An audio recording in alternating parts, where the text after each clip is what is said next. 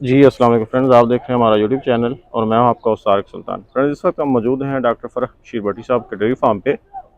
आज हम बात करेंगे कि गर्मियों में जानवरों की टेक केयर कैसे करें। क्योंकि काफ़ी शिकायत आती हैं कि जी जानवर जो है वो दूध कम कर गए हैं, खाना पीना कम कर गए हैं, जानवरों में अबॉर्शन का रेट जो है वो बहुत ज़्यादा बढ़ जाता है। जानवर गर्मियों में स्पेशली हीट में नहीं आते, और अगर कोई गर्मियों में डिलीवर करता है जानवर तो उसका जो दूध की प्रोडक्शन है उस पर बहुत ज़्यादा इफेक्ट पड़ता है। तो ये सारी जो बातें डॉक्टर साहब से डिस्कस करते हैं। अस्सलाम वालेकुम डॉक्टर साहब। जी वालेकुम सलाम रहमतुल्लाह। डॉक्टर साहब कैसे हैं? अल्हम्दुलिल्लाह। डॉक्टर साहब, आपके एक्सपीरियंस बुक के बारे में तो लोग पहले जानते हैं जी, आपको 35 से 40 साल हो गए हैं तकरीबन डेयरी में, माशाल्लाह। तो डॉक्टर साहब, गर्मी के सीज़न में जानवरों की देखभाल कैसे की जाए? ये जो मसाइल मैंने पहले डिस्कस किए हैं इनसे कैसे बचा जा सकता है? देखिए जी, मैं अब भैंस के मामले में आप लोगों को प्रॉपर गाइड करूंगा, क्योंकि काऊ पे तो सारी दुनिया लगी हुई है और रिसर्च बहुत ज़्यादा अवेलेबल है। जी जी। भैंस को जो हमेशा कहा ही ये जाता है वाटर बफलो। जी जी। गर्मियों के अंदर भैंस के जितने आपने मसाइल कहे हैं, जी जी। इनका अगर मेरे से कोई पूछे तो 98% जो है इसका एक ही हल है, और वो है पानी। पानी। Free access to water. जी जी। जिस हर्ड में जानवरों को पानी की एक्सेस उसकी मर्जी से मिलती रहेगी, भैंस के केस में जी ना जी। उसका दूध कम होगा जी जी। और ना ही उधर ये अबॉर्शन वाले केसेस कुछ होंगे। हम्म। पानी की सिर्फ एक शर्त होती है जी जी। कि जहाँ पे भैंसें जाएं वहाँ पे पानी तालाब में कितनी जल्दी तब्दील होता है। जी जी। क्योंकि मोस्ट ऑफ द टाइम जो है लोग इसमें लापरवाही कर जाते हैं कि ऐसे तालाब में भैंसें जाती हैं जहाँ पे गोबर या पानी चेंज नहीं होता और गोबर इकट्ठा होता रहता है। जी जी। वो बुनियादी तौर पे घर होता है लिवर फ्लूक का, और लिवर फ्लूक जो है वो वहाँ से ट्रांसफ़र होता है, वहाँ पे बहुत ज़्यादा फैटल होता है और बहुत ज़्यादा केसेस में जानवर तबाह होते हैं, नुकसान होता है। जी जी। जब भी जानवरों की भैंस की फार्मिंग करनी है और आपने उसका प्रॉपर हाउसिंग बनानी है, तो उसमें वाटर इन फ्लो और आउट फ्लो को मेक श्योर करना है कि पानी आ रहा है और जा रहा है। जी जी।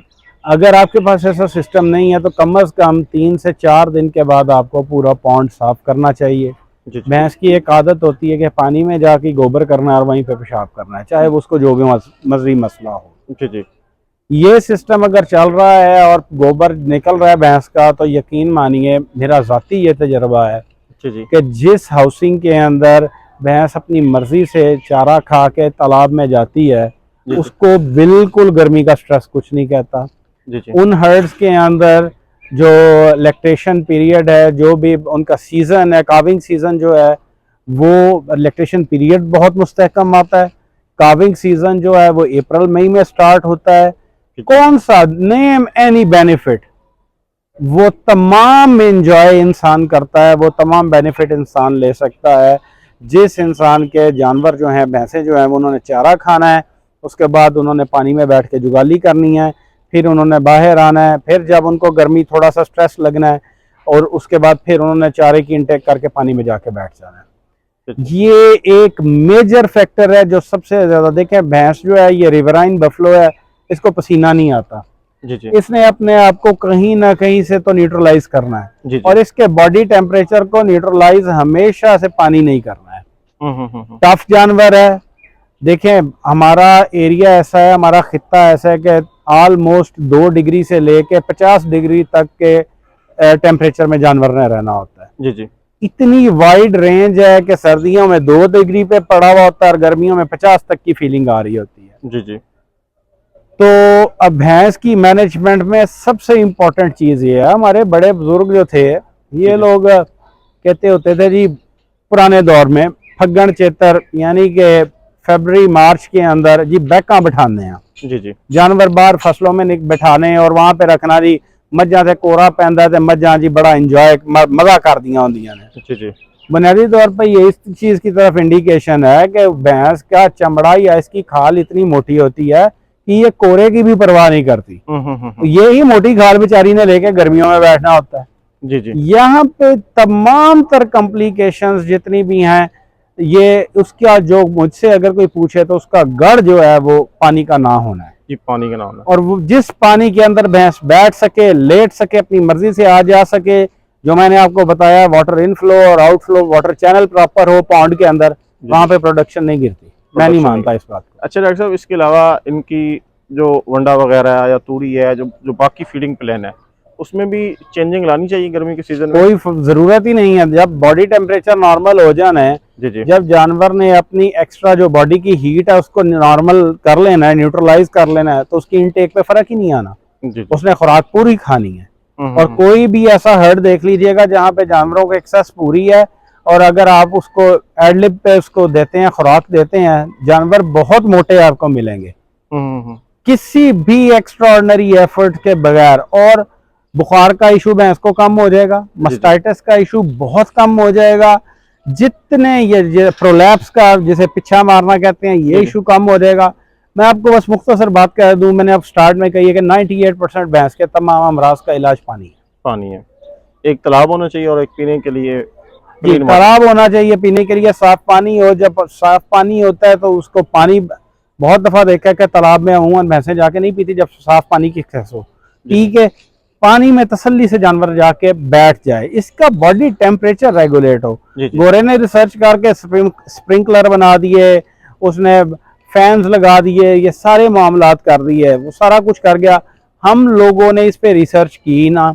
2.5 फुट से 3 फुट मैक्सिमम जो आपका तालाब है उसमें मैक्सिमम बहुत जोर लगा के 3 फुट से ज्यादा पानी भी नहीं खड़ा होना चाहिए। अगर इससे ज्यादा पानी खड़ा होगा तो भैंस को तैरना पड़ेगा, वो फिर अनईजी है। पानी इतना हो कि भैंस बैठे और उसकी कमर डूब जाए और वो अपने आराम से वेलिंग हम बोलते हैं वो करे, बीच में लेटे टांगे निकाल के जुगाली करे, उसको कोई एफर्ट नहीं करनी पड़े। बैठी भी है, बैठी भी है, कमर में पानी जा रहा है, जुगाली कर रही है, खुराक हजम कर रही है और अपनी खुराक को जो है वो दूध में कन्वर्ट कर रही है। जी जी। तो डॉक्टर साहब आपने एक बात की मस्टाइटिस की ना, इसमें कि मस्टाइटिस कम होगा, मस्टाइटिस का पानी के साथ क्या क्या रिलेशन है? गंदगी, मस्टाइटिस का पानी से नहीं, गंदगी से रिलेशन होता है। जी जी। जनरल सी बात है कि जब भैंस पानी में रहेगी अडर साफ रहेगा। जी जी। नहीं, वैसे तो भैंस डॉक्टर साहब देखा ये गया है कि जब गर्मियां होती है ना, भैंसों में जो मस्टाइटिस के जो है ना केसेस ये बढ़ जाते हैं।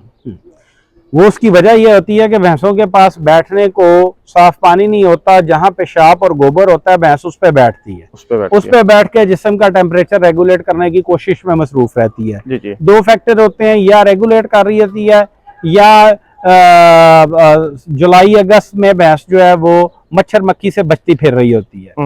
उसमें आके भैंसें गंद के ऊपर बैठती हैं, वहां से हर बीमारी पेनिट्रेट करती है। और मस्टाइटिस का ये नमी वाले सीजन के अंदर इसीलिए इतना ज्यादा एक्सपोजर होता है और इतना ज्यादा ये फैलता है कि वो बेचारी अपनी जान छुपाने के लिए नमी वाली जगह ढूंढती है, वहां पे जिस्म को टेम्परेचर को रेगुलेट करती है, थनों को गंद लगता है।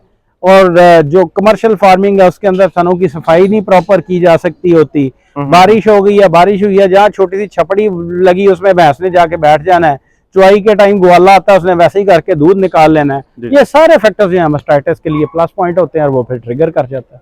अगर साफ सुथरा पानी अवेलेबल हो, थन ऑटोमेटिकली साफ होंगे, भैंस ऐसी जगह पे बैठेगी नहीं जो गंदी होगी, अल्टीमेटली सफाई जो है वो सोल्यूशन हो जाएगी। जी गुड हो गया। तो डॉक्टर साहब साइलेज जो है, साइलेज कहा जाता है कि भैंसों में सर्दियों में यूज कर लेना चाहिए, गर्मियों में नहीं करना चाहिए। नहीं, ये सारी मिथ्स हैं, जब मर्जी यूज करें। अगर फीडिंग पैटर्न आपको पता होना चाहिए, किसी भी चीज का कोई रिस्ट्रिक्शन को मैं तो जी नहीं मानता। जी जी। हाँ, एक चीज जरूर मेक श्योर करें कि जितना जरूरी भैंस के लिए आपका खुराक है, पानी है, उसी तरह समझ के, फर्ज समझ के भैंसों में मक्खन के ढेले इनकी खुरलियों में जरूर रखें। नमक के ढेले, नमक के ढेले, सॉरी मैंने शायद मक्खन कह गया। नमक के ढेले रखें, क्योंकि सोडियम क्लोराइड जो है ये बहुत बड़ी नेमत है अल्लाह की। जी। और आपके जानवरों में मस्टाइटिस के, उसके स्किन शाइन के अक्सर बेशतर केसेस और ये जो दूध में तो ये सब मामला जो है उनको आप इस नमक के ढेले रखने से हल कर सकते हैं। जी जी। तो डॉक्टर साहब बहुत शुक्रिया। बाकी बातें तो हमने आपसे पहले इंटरव्यू में काफ़ी डिस्कस की हुई हैं कि जानवर को वंडा कितना डालना चाहिए, भगो के डालना चाहिए या नहीं। अगर किसी दोस्त को कोई किसी रहनुमाई की जरूरत होगी तो वो वीडियोस भी हम लगा देंगे या आपसे वो बराह रास्त रब्ता कर लेंगे। बहुत शुक्रिया जी, थैंक यू वेरी मच।